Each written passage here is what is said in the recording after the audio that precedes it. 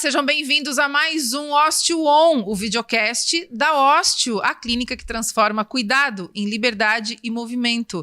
No programa de hoje, a gente vai falar sobre ortopedia geral e sobre ortopedia pediátrica. Para falar sobre isso comigo, dois mega especialistas no assunto, Dr. Giovanni Zappellini e Dr. Marcelo Dalef. Sejam bem-vindos. Muito obrigado, Maga. Boa tarde, Maga. Obrigado. Sejam bem-vindos ao Osteo On.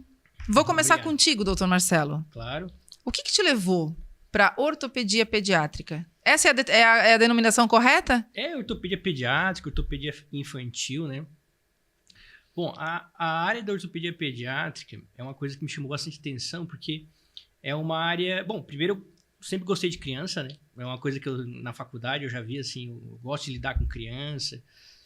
E a ortopedia pediátrica ela é interessante porque ela não, diferente de outras áreas, não se limita muito a uma articulação, né? Então, a gente cuida de todo o corpinho da criança, né? Do ponto de vista ortopédico. Tem problemas relacionados ao quadril, ao crescimento, à coluna, ao pezinho, à mãozinha. Então, assim, uma coisa que me puxou muito para essa área foi essa possibilidade de, assim, ter uma vasta área de estudo, né, da criança, da parte ortopédica, né? Mas, ao mesmo tempo, também, o que torna a área um pouco mais difícil é isso. Porque a gente tem que ter um domínio grande sobre várias articulações, né?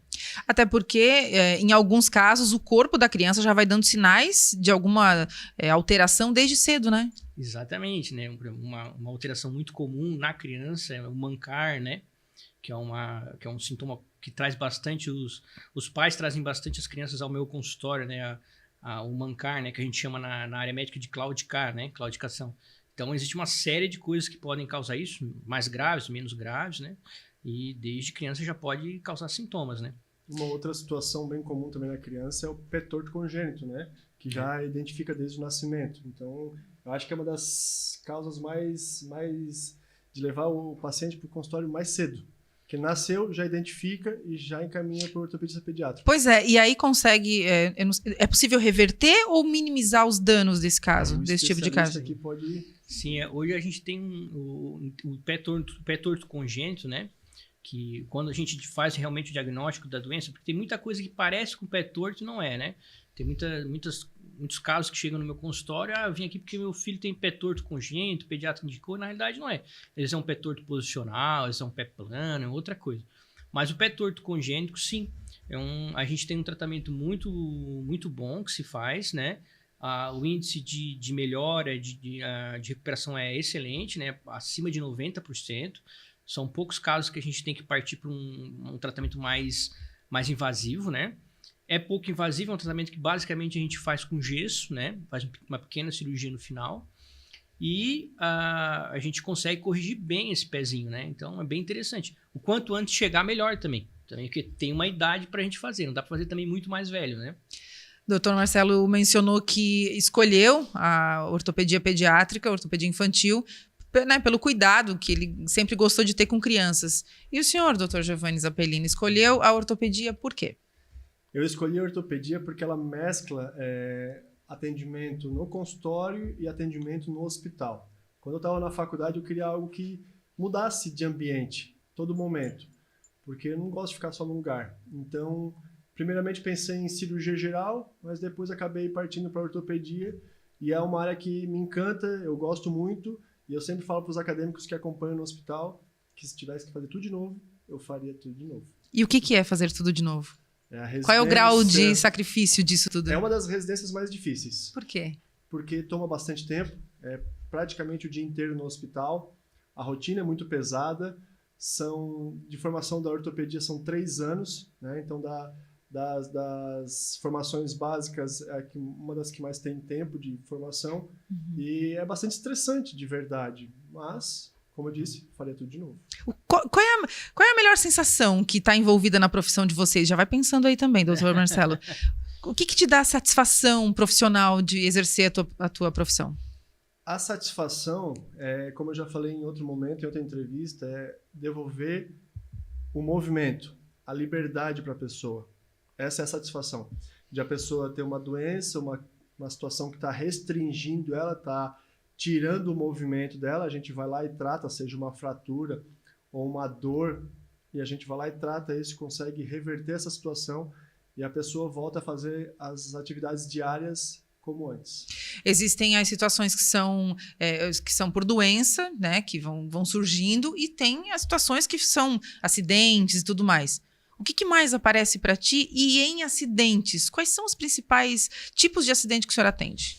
Na minha rotina, o que mais acontece são os pacientes por acidente, né? São os pacientes do trauma que a gente chama. Que é quando cai e quebra alguma coisa. Exatamente. No Brasil inteiro, a maior ocorrência é acidente de moto, né? / acidente de trânsito, mas a moto é campeã. E os acidentes em casa, no trabalho, é a famosa serra circular. Ai. Essa que machuca as mãos dos pacientes. É a maquita. Eu ia falar, não falei, eu ia falar. É a maquita. É a maquita. A pessoa adora cortar a ponta do dedo ali, vai cortar o negócio, corta o dedo. Não, a ponta do dedo. Ai, O pessoal tá sendo cada vez mais radical agora, tá pegando o braço, não isso, tá indo só pra ponta do dedo. E normalmente é o paciente que já lida com essa máquina há bastante tempo, já tem um conhecimento, e aí num descuido, piscou o olho, às vezes acontece um acidente. É que aí vai aumentando o grau de confiança, né? Sei fazer isso aqui, e aí vai lá e corta um pedaço. A experiência, ela pode ser perigosa, né? Porque à medida que tu vai ganhando experiência, tu vai tendo descuido, né? Aquele cuidado de quando tu é inexperiente, né? Prestar atenção nos dedos e tal. Tu vai fazendo isso todo dia, daqui a pouco tu faz parece isso que sem nunca perceber, vai acontecer e quando em vê. outra coisa. E aí é quando acontece. Doutor Marcelo, quais são os casos mais recorrentes que o senhor recebe no consultório de casos ortopédicos em crianças, de doença ortopédica em criança? O campeão, assim, dentro da minha área, alterações principalmente de pés. Então, vem muito pais avaliação de pé, se o pé é plano, se tem aquele pé. Quando a gente fala pé plano, é que não tem aquela voltinha do pé, sabe? A parte interna do pé tem aquela voltinha, né? Então, muitos, para avaliar o pé plano, ou ao contrário, que é quando tem o pé cavo, que é quando a voltinha é muito maior do que deveria, né? O pé torto, que a gente já conversou, né? Também tem alteração de angulação da perninha, né? Então, doutor, minha filha tem a perna muito aberta, muito fechada, parecendo uma tesoura, né? Cai muito. Então, eu tenho bastante isso no meu dia a dia. Criança que manca também, como eu mencionei, né? Criança que, doutor, ele tá mancando, queria dar uma olhadinha. Né? A perninha parece que tá maior que a outra. Dores lombares na coluna, principalmente os adolescentes agora, né? Com essa vida um pouco mais de tela. Então, eles estão cada vez mais olhando com esse movimento aqui, né? Olhando para baixo. Eu pego muito isso no meu dia a dia. Então, na faixa dos adolescentes ali, tem muita dor lombar, dor torácica, por má postura mesmo. Tem uma dúvida, e isso sempre é conversa recorrente, assim, especialmente em quem tem filhos, enfim, sobre o uso de andador. Sim. O uso de andador por crianças, ele é prejudicial? Sim, o andador ele é proscrito, né? É totalmente contraindicado. A Sociedade Brasileira de Pediatria contraindica aquele andador central, que é que quando ele colocava as mães, às vezes, queria fazer uma coisinha na cozinha, limpar a casa e deixava a criança naquele andador que coloca a criança no meio. Ela encaixa ali. Exatamente. Porque isso aumenta, atrapalha o desenvolvimento motor da criança, né? Porque a rodinha vai estar fazendo a função, né? E a musculatura vai estar ali sem trabalhar, né? Existe outros tipos de andador, que é aquele que a criança empurra. Esse sim dá até para usar, né? Principalmente no começo da marcha, ali quando a criança está começando a caminhar, que ela cai muito, né? Esse que ela empurra até dá para usar. Mas esse que é central, que a criança fica encaixadinha no meio, isso é totalmente... A gente usa esse termo proscrito, que é contraindicado. Ou seja, não se deve usar... A Sociedade Brasileira de Pediatria já colocou vários anúncios dizendo que isso aí não deve ser usado. Entre as coisas que as crianças fazem, que não devem fazer, além do uso de andador, o que mais que consta aí na tua lista, doutor Marcelo? Olha, as criancinhas são danadas, né? Onde tem perigo, elas vão, né? Uma cadeira que elas sobem em cima e quer cair, né? A gente tem uma fratura muito comum, que é a fratura do cotovelo da criança, né? Essa fratura, ela acontece... Uma das causas muito comuns de acontecer essa fratura é, às vezes, naquele brinquedo que tem no parquinho, que a gente chama de Monkey Bear, que é um brinquedo que a pessoa vai se segura e ela vai passando de barra para barra, né? Ah, tá. Sim. Okay. Esse é um brinquedo, na realidade, é militar, isso veio da academia militar, né? Com o tempo passou para os parques de diversões. E eu oriento assim, os pais a não colocarem naquilo ali, porque o que acontece? A criança ela começa naquilo ali, aí ela perde a força no meio do caminho e cai, só que ela cai para trás, o centro de massa joga ela para trás e impacta o cotovelo no chão. E geralmente faz fraturas assim, às vezes umas bem feias do cotovelo. Então, isso é uma coisa que às vezes acaba acontecendo bastante, assim, sabe? A bicicleta, a gente tem uma lesão que a gente muito recorrente, que é a lesão do aro da bicicleta. Então tem que ter cuidado, às vezes o pezinho pega no aro da bicicleta, às vezes pode causar lesões grandes, né? Lesões de pé mesmo, né? Machuca. E uma causa também muito comum que eu vejo no meu dia a dia é a cama elástica. Então, a cama elástica? Ela não é segura? A cama elástica ela é segura, mas tem que ter alguns cuidados. Por exemplo, uma criança muito pesada com uma menos pesada é perigoso botar junto. Porque a menos pesada ela vai cair e a mais pesada, a chance de cair em cima da criança é grande. E aí machuca.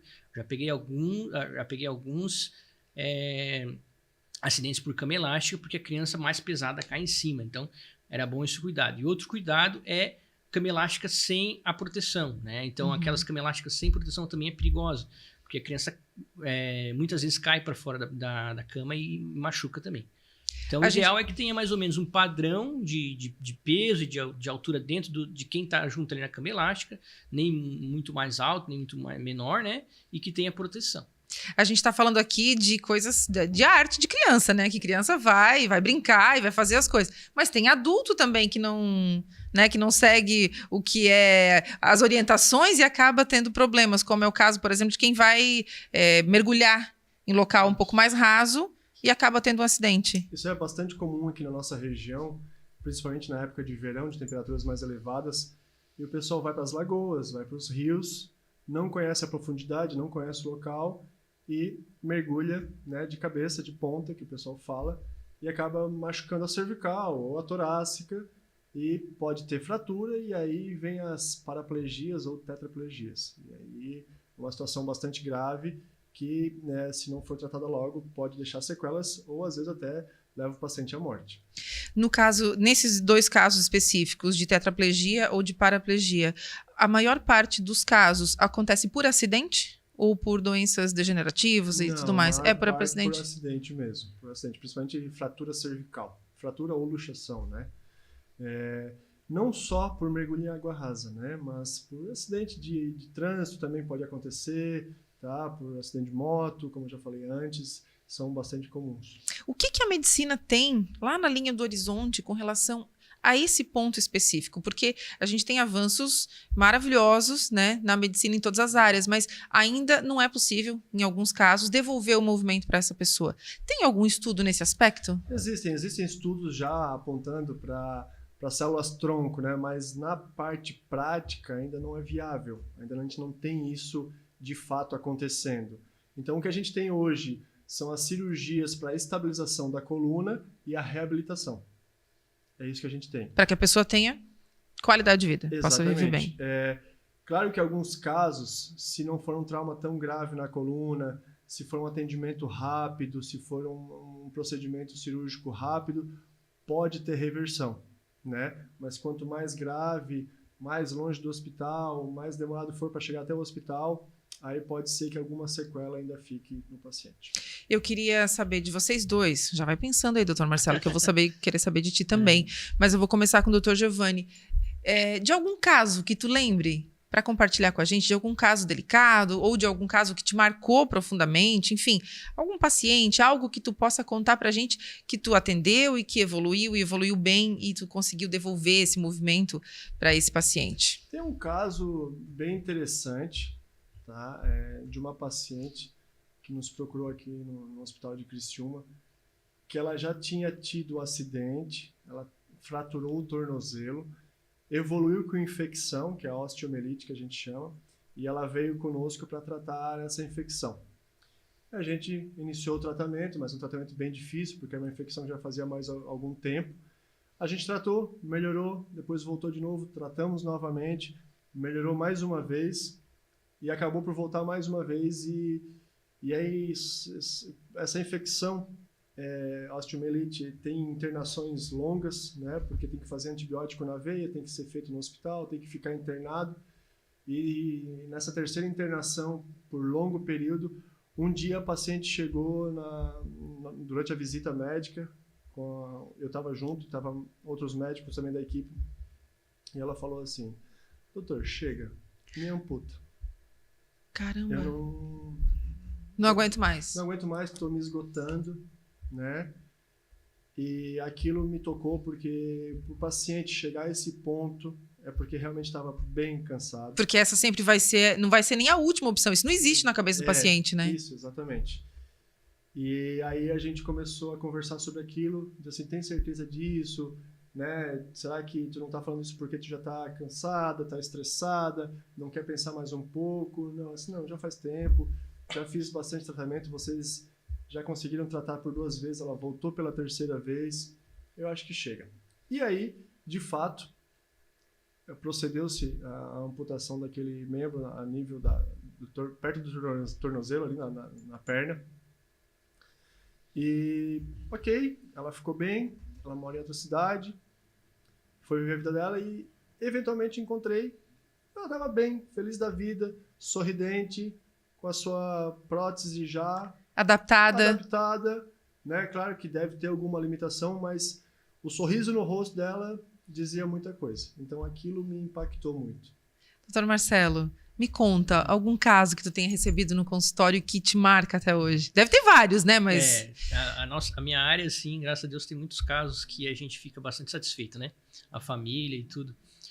Mas eu lembro de um caso que eu recebi uma criança de 5 anos com um pé bem torto, assim, né? Ela tinha um pé para dentro, assim, bem torto. E aí, ela tinha 5 anos de idade, ela nem era daqui, nem da nossa região, né? Acabou aparecendo no meu consultório. E aí eu falei, olha, a gente pode... Aí eu até perguntei, né? O pessoal te chateia muito por causa do pezinho, já estava na escola e tal, né? Aí ela falou assim, olha, sim, o pessoal tem um pouco de bullying e tal, né? Mas isso nem é um grande problema. O meu sonho é usar uma Havaiana. O sonho dela era usar uma Havaiana, ela não conseguia usar a Havaiana. E aí eu falei com a mãe, olha, essa técnica que a gente usa, ela é muito boa, mas até uns 4 anos. Eu posso até tentar fazer, vamos tentar, mas vai ser meio off-label, que a gente chama, né? Fora do padrão, né? Tentei, comecei a fazer e foi evoluindo devagarinho. Consegui ter uma boa resolução do pé dela, depois fiz uma pequena cirurgia para complementar. E assim, num dos pós-operatórios ela veio com a Havaiana, então foi bem marcante. Bem marcante, assim, deu para ver a satisfação dela, o pezinho bonitinho ali, né? Ela usando as Havaianas, toda faceira. E esse é um caso que me marcou, né? A gente conseguiu ajudar e fez a diferença na vida da criança, né? O senhor também é médico cirurgião. Sim. Na verdade, a ortopedia pediátrica, né, é uma subespecialização. Então, antes a gente tem que ter a formação de ortopedista geral, né? Então, eu fiz medicina, né, 6 anos, depois eu fiz ortopedia geral, são mais 3 anos, e depois eu fiz mais 1 ano de especialização de ortopedia pediátrica no Hospital Joana de Guzmão, Florianópolis. Tem bastante experiência.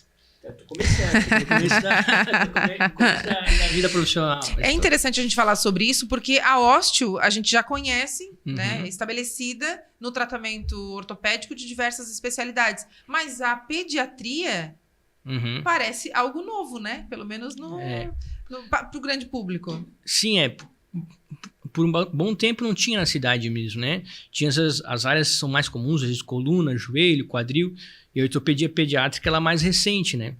Então, até dentro da área da ortopedia é uma especialização recente também, assim, não tem muito tempo, então. Mas assim, com o avanço da medicina, cada vez mais a gente vai ter que se especializar em áreas diferentes, né? Não dá para cuidar tudo assim, então eu me foquei na área da pediatria. Mag, isso é interessante que o Marcelo falou, porque é uma verdade, né? No meu consultório, muitas vezes eu atendo adultos que têm sequelas de pé torto congênito. Por quê? Porque onde moravam não tinham acesso, ou naquele momento, né, não se conhecia esse tratamento. Então chega no consultório sequelas de doenças da infância, né? E aí, o Dr. Marcelo bem sabe, fica mais difícil o tratamento, porque passou aquele período que era ideal de tratamento. Aí já tem a doença com sequelas. E aí o tratamento é um pouquinho mais complexo, né? Mas acontece ainda hoje. Acredito que daqui para frente, né, como tem o colega Dr. Marcelo que está nessa área, a gente vai diminuir essas sequelas aí na região, né? Vai conseguir ter um atendimento especializado mais rápido. As pessoas não vão precisar sair daqui, né? Porque tinha essa cultura, né? Sim, claro. Vai de ir para para as capitais. Porto Alegre, São Paulo, enfim. Hoje Criciúma está bem servida. Sim. Isso é muito importante, né? Porque isso muda a história, a saúde de uma cidade quando tem especialidades, né? Eu lembro, por exemplo, quando eu trabalhava em Floripa, na minha especialização, a gente recebia crianças do estado inteiro, né? Tinha municípios que mal tinham um médico clínico geral, né? Não tinha que dirá um ortopedista. E um ortopedista pediátrico. Exatamente. Então vinha sequela de tudo quanto é tipo. Vinha sequela assim que eu vi só lá. Então aqui, quando a gente começa a ter, né, os profissionais na nossa cidade, isso agrega muito para a saúde da nossa cidade. A gente para de ter esse nível de sequela que pode ser corrigido lá na infância, né? A gente está num período que é frio, é mais friozinho agora, né? É verdade que as dores de causas ortopédicas doem mais no inverno? Bem comum. Por quê? Bastante paciente chega referindo isso no consultório e perguntando também a mesma coisa. Por quê? Que eu sinto mais Por dor? quê? De forma geral, principalmente os pacientes que são operados e que a gente precisa colocar placa e parafuso ou algum tipo de órtese, de material ortopédico nas cirurgias, esse material, por ser feito de metal, ele tem uma dilatação, tanto com o calor, né, a dilatação no calor, ou uma contração no frio. E essa diferença de tamanho geram as dores. E aí é por isso que os pacientes sentem. Doutor, Tudo. eu já sei que vai chover por causa da minha placa aqui. Eu já falo assim. Eu tive uma cirurgia de braço, né, doutor Giovanni? É isso aí. E que me atendeu, inclusive. Uhum. E por algum tempo, durante alguns anos, eu sentia muita coceira quando ia chover. Uhum. Então, né, não tinha nuvem no céu ainda, mas né, 2, 3 dias antes coçava muito. Ficava um vergão, assim. Sim. E aí, agora não tem mais, mas eu sentia muita coceira. É porque muda a pressão atmosférica, que daí interfere nisso, e tu tem essa sensação diferenciada. Então não é Não é mito, é verdade. É verdade. Caramba. São materiais de densidade diferente também, né? O osso tem uma densidade, a placa tem outra densidade. Então, com a temperatura, eles, como o Dr. Giovanni falou, dilata, e às vezes acontece isso. Por isso que o verão é melhor. Alô, Climaterra. Exatamente. Se o Ronaldo Coutinho tiver de férias, deixa com a gente que Exatamente. A gente bota a previsão do tempo no ar, né, doutor Giovanni? É isso aí, é verdade. Eu tô rindo aqui com vocês porque o doutor Marcelo é médico cirurgião também, é um pouquinho mais baixinho, o doutor Giovanni tem 2 metros de altura. E no outro episódio, a gente tava brincando com o doutor Giovanni, enfim, porque eles brigam brigam no bom sentido, né? Na hora da cirurgia por conta da altura da mesa cirúrgica. Exatamente. Vocês já tiveram esse problema também durante cirurgias? Eu que diga, né? Eu sou mais baixinho. Então, mas assim, a regra é o seguinte, o cirurgião principal que manda. Então, se eu sou o cirurgião principal, a mesa vai ficar na minha altura. O auxiliar que se vire. Na época da residência... E se for ao contrário, eu for auxiliar, é eu que me vire. Aí tu bota um banquinho. Exatamente. Na época da residência, o Marcelo estava um ano na minha frente da residência. E aí, normalmente, ele que conduzia as cirurgias. E aí, eu operava com ele e tinha essa situação. Tinha a situação. Mas é muito comum. Mas aí o auxiliar não apita, Sim. né? Não, o auxiliar não apita. tem que... Mas assim, a gente tem também, por exemplo, a gente chama isso de estrado, né? A gente sobe num banquinho, às vezes, para ficar um pouquinho mais alto. Tem isso também. Mas hoje em dia ainda sofre um pouco, porque normalmente as pessoas não são da minha altura. Apesar que eu sou o cirurgião principal, mas os meus auxiliares são mais baixos. E aí... acontece a situação também de divergência. Uma coisa que eu observo, tá, gente, é o seguinte, é que médico de coluna, médico, né, dessa área aí, são todos bem altos. Isso não é coisa da minha cabeça. Eu já vi vários médicos que são bem altos. Sim, verdade. Porque é uma cirurgia... Agora, coincidência, talvez. Eu acho que é mais coincidência, assim. Tem cirurgiões de coluna que são mais baixinhos também. Tem de tudo. Tu cuida bem da tua coluna, doutor Marcelo? Olha, na medida do possível, né? Dizem que o médico é o pior paciente, né? E a gente eu tento praticar atividade física, fortalecer a musculatura, né? Fiz pilates um tempo, agora não fiz mais. Mas a gente trabalha muito sentado, né, Maga? Esse que é o problema. Então, quando a gente menos se espera ali, a gente já tá todo... Exatamente. O que os pais das crianças... Vamos voltar lá para sua especialidade. O que os pais das crianças podem fazer para observar e saber qual é a hora de levar essa criança no médico ortopedista, para uma avaliação? Como é que funciona isso na prática? Sim. A partir de que idade pode fazer isso? Desde que nasce, né? Então, as alterações... É que não se tem o hábito de fazer isso, Exatamente. Então, são queixas que seria interessante procurarem o profissional, né? Por exemplo, uma queixa que tem muito na minha área, a tal da dor do crescimento, né? O pessoal fala dor do crescimento. Acho isso que existe? Isso é todo verdade? mundo já ouviu falar. Na verdade, existe, mas não é bem por culpa do crescimento. O crescimento não dói. Crescer não dói, né? Crescer é um processo extremamente lento. Então, a pessoa não dói porque cresce, né? O que acontece é que o esqueleto da criança e do adolescente é um esqueleto mais frágil. Ele tem as extremidades, que é por onde o osso cresce, eles são de cartilagem. Só que o tendão que já se adere ali, ele é firme, ele é forte. E criança, tu não vê criança caminhando, é pulando ou correndo, né? Então, o que acontece? A cartilagem, por ser uma estrutura um pouco mais frágil do que um osso, né, bem ossificado como o nosso de adulto, ela inflama um pouquinho. Ela dá essa inflamaçãozinha nas extremidades. Por isso que a tal da dor do crescimento são dores geralmente no joelho, no tornozelo, né? Dor nas pernas. Exatamente, nas pernas, que irradia para a perna.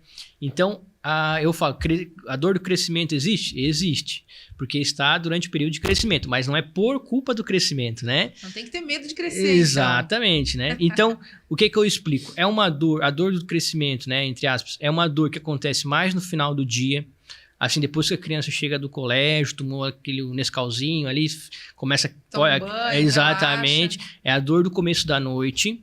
É uma dor que geralmente ela não é bem definida. Ela fala assim, mãe, dói a canela, dói, ela não, sabe, não bota um dedo ali, dói aqui, né?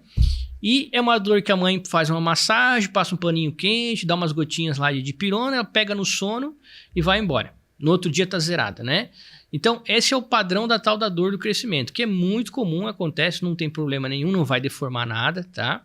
Agora, quando essa dor ela acontece em períodos muito esquisitos, por exemplo, no meio da madrugada, acordar às 4 da manhã com dor, né? Ou a professora do colégio, ele não quis ir pro recreio porque ele tá com dor, né? Ou é uma dor, ou a mãe observa alguma alteração no membro, por exemplo, uma perna inchada, mais vermelha, né? Ou é uma dor que está cada vez aumentando mais, não está passando mais com uma massagenzinha. É essa dor que realmente a gente tem que avaliar com um pouco mais de atenção.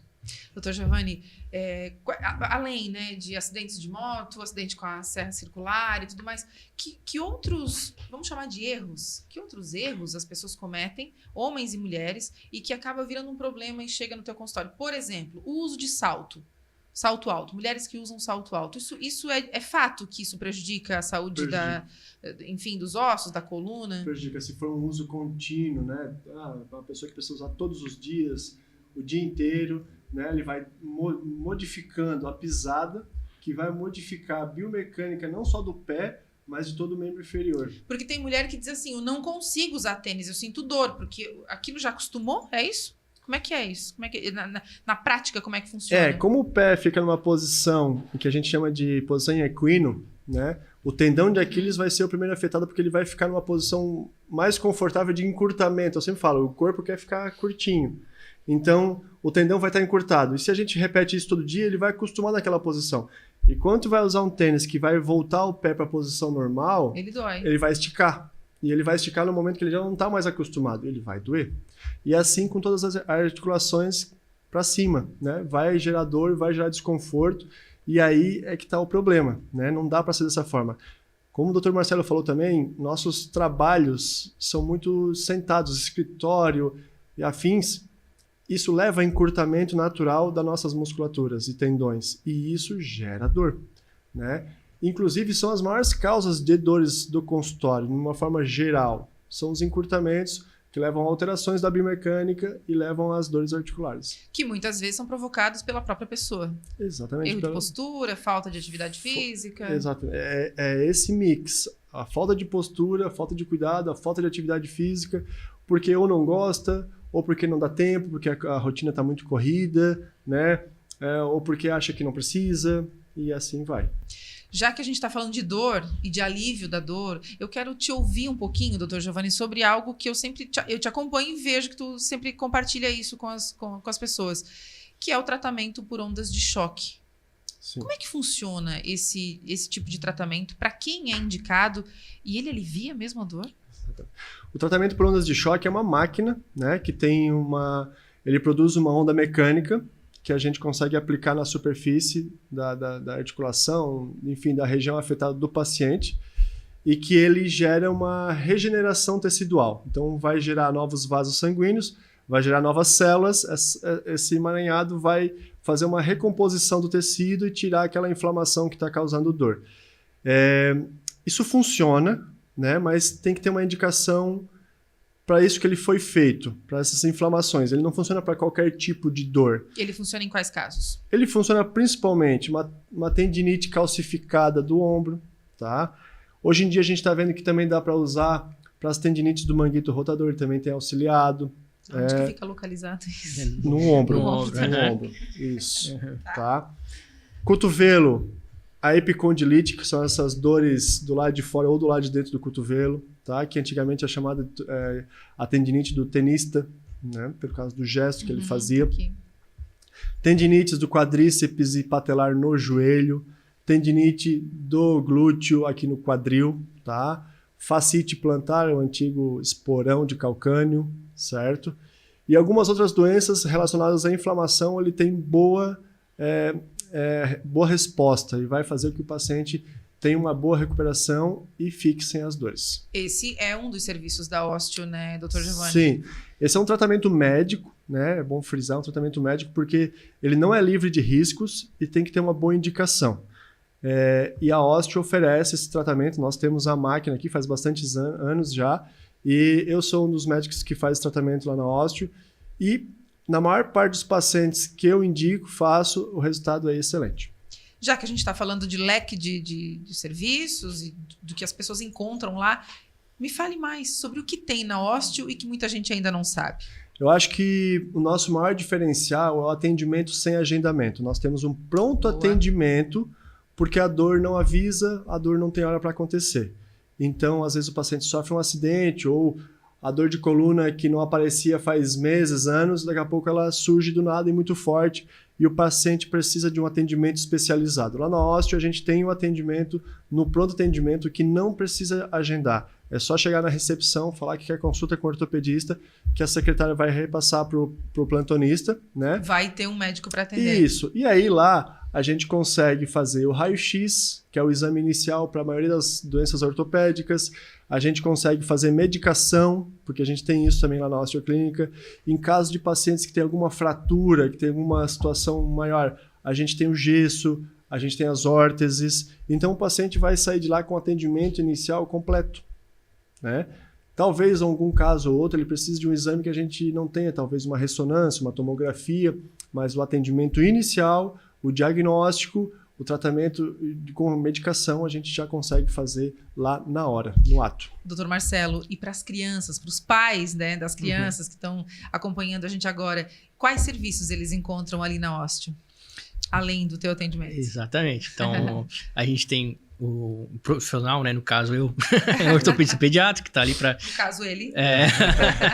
Então, a gente tem as órteses adequadas para tamanho de criança, também como o Dr. Giovanni falou, as imobilizações quando necessário, né? A gente tem também em tamanho pediátrico, a gente tem as órteses 3D também, que quando bem indicado dá para fazer nas crianças também, que são aquelas órteses de plástico, né, moldadas, e a medicação também que a gente consegue fazer nas crianças, que a gente tem disponível lá. Então tem uma gama de possibilidades lá. O senhor é sempre calmo assim, doutor Marcelo? Olha, o pessoal costuma falar bastante isso. O senhor é bem calmo. Então, tranquilo. Eu acho que é por causa disso que eu me dou bem com as crianças. Pois é, eu acho que isso faz a diferença na hora do atendimento com as crianças, né? Porque tem que ter um jeito somente os pais, né? falam assim, o doutor é calmo, que bom, deixa a gente tranquilo. Sabe quem mais que gosta muito do Dr. Marcelo? Quem? Os acadêmicos de medicina. Por quê? São fãs dele, porque ele dá aula na Unesc. E aí, os acadêmicos sempre falam, nossa, o Dr. Marcelo é um ótimo professor, ensina direitinho, faz um monte de aula aqui com gesso, explica como é que faz, como é que coloca, como é que não coloca. Tomara que o senhor inspire mais é verdade.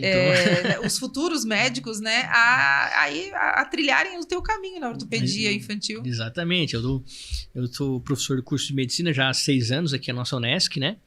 E eu tento passar para eles um pouco da minha experiência, né? Eu dou a disciplina de exame físico, né? Músculo-esquelético, e aí eu coloco também as aulas práticas, que eles gostam bastante de fazer gesso, fazer a imobilizações, eles adoram, né? E eu acho que isso aí acrescenta bastante para eles, na formação deles, né? Doutor Giovanni, a gente já vai indo para o final desse episódio e eu quero que tu deixe um conselho para que as pessoas vivam com mais liberdade, com mais movimento. O Pedro Bial falava pra gente usar protetor solar, né? Sim. Eu vou pegar essa mesma pegada dele assim e dizer assim, façam atividade física Boa. de rotina, tá? Pode ser a caminhada. Para a ortopedia, a caminhada não faz aquela diferença. A caminhada é bom para o coração e para o pulmão, para os pulmões.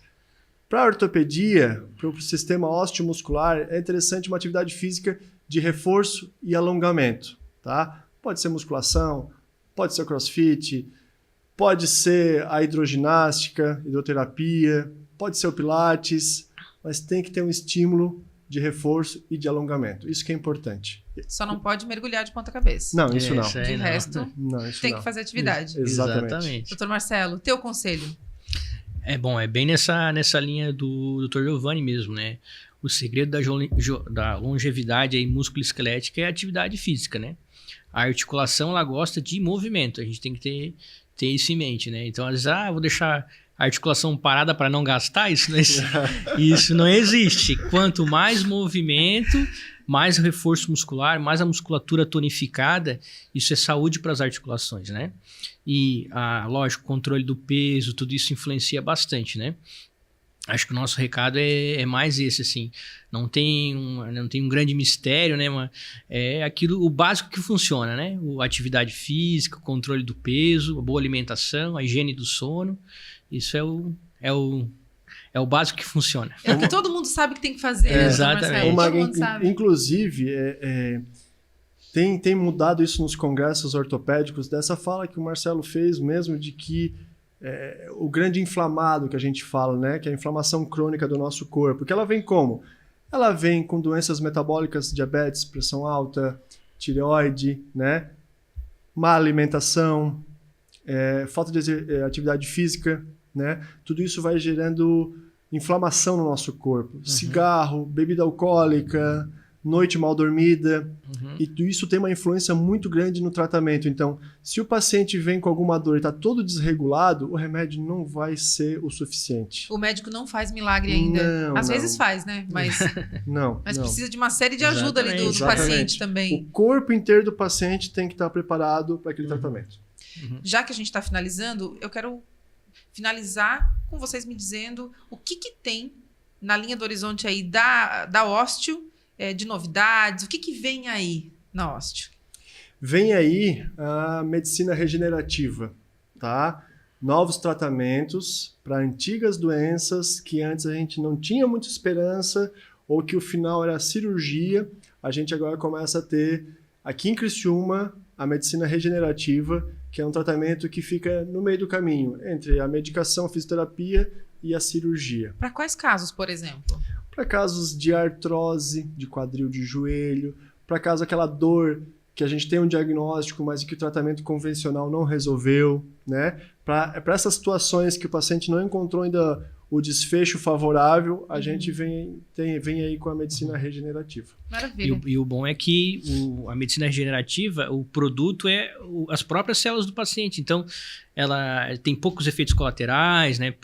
Poucos problemas relacionados. Então, porque tu usa as próprias células do paciente para produzir o produto que a gente depois trata o paciente. Vai aliviar a dor do paciente. Exatamente. Isso é o que há de mais moderno, recentemente? Sim, exatamente. É o que está sendo estudado agora, né? Dentro da nossa área, né? Então, é o que tem de mais... Isso em Estados Unidos e Europa já é bem definido, utilizado, né? O Brasil está finalizando essas situações aqui agora, mas isso lá fora já é bem definido, então é o que tem de mais novo aí, de mais certeiro para esse tratamento. Sempre que for aliviar a dor do paciente é válido, né, doutor? Claro, com certeza. E agora, para fechar mesmo, em uma palavra, me fala sobre a tua missão na ortopedia. Uma palavra. palavra? É. Eu acho que ajuda. A gente não consegue curar sempre, né? Mas ajuda sempre a gente pode dar. Ajuda. Doutor Giovanni. Liberdade. Boa! Ajuda e liberdade, não tem nada melhor, né? Gostou desse episódio? Vocês devem ter percebido que cada um dos médicos que passam por aqui tem um jeito muito carinhoso de falar sobre a sua atuação e a sua especialidade. E a medicina é muito isso, né? É todo mundo trabalhando em prol do paciente, mas cada um do seu jeito, e por isso que é tão fascinante. Esse episódio vai ficar disponível aqui nas redes sociais, você já aproveita, se inscreve e vai recebendo as notificações para os próximos assuntos que a gente vai trazer aqui. E aproveita e volta alguns episódios aqui que a gente já tratou de muito assunto legal aqui, tá bom? Um beijo para todo mundo e até o próximo.